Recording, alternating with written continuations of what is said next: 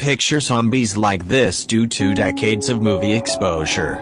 But are the zombies really like this, hunting living for flesh?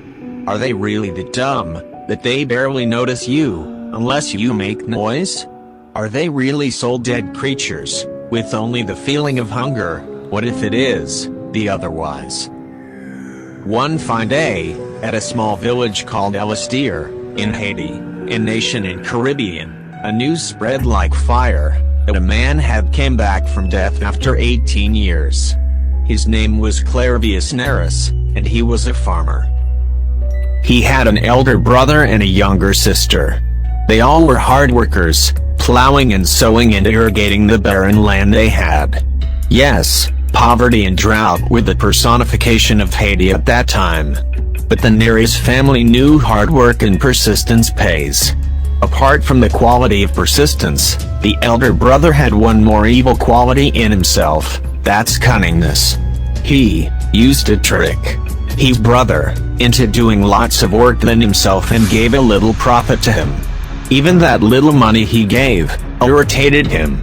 He didn't want his brother to be his partner, more precisely he didn't want a brother. He wanted all the land for himself. This made him devise an evil plan, the plan that was going to change Clairvius' life totally. One morning, Clairvius, who was an early waker, didn't wake up. Her sister tried to wake him up, but in vain. He was taken immediately to the only hospital at that time in the city, Albert Schweitzer Memorial Hospital. Her sister offered prayers, asking God to save her brother. But the elder one looked calm, since he knew what's going to happen. Doctors checked Clairvius' pulse, tried some maneuver. The result didn't change, he was dead. Clairvius' sister was shocked. The man who used to run in the fields till yesterday was no more. She burst into tears, but still Clairvius' brother was calm and comforted his sister. The body was put in a coffin and was buried as usual, by a priest.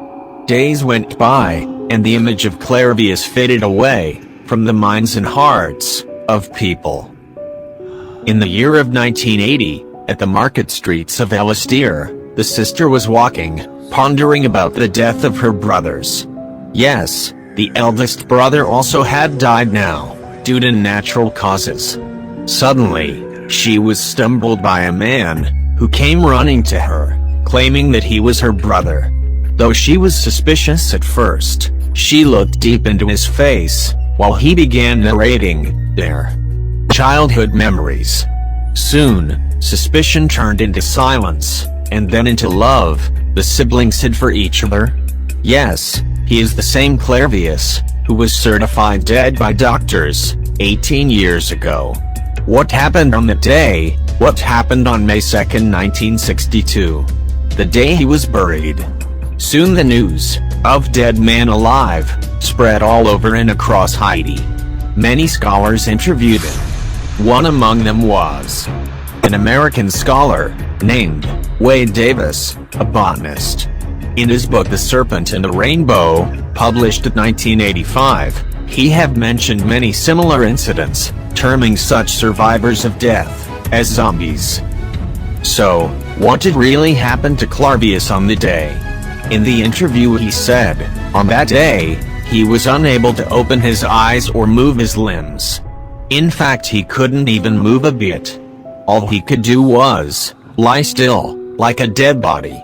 But he could hear. He could hear her sister trying to wake him up, people taking him to the hospital, and even the doctor's statement that he was dead. He was unable to breathe. He could feel something blocking his chest. He could feel his heartbeat fading away, and also could feel an agitation in stomach. But he couldn't express. Now that he was certified dead, he lay there in the mortuary ready to put in a coffin. Soon the priest came, and he was put in a coffin. And at last, into earth. During this whole course, all he thought about was to do something, to express he was still alive. But in vain. After the burial, he blacked out. So, what happened to Clairvius? Did he really die? Then how did he return back to his sister. So stay tuned until next episode, where all these questions will be answered. Until then, take care.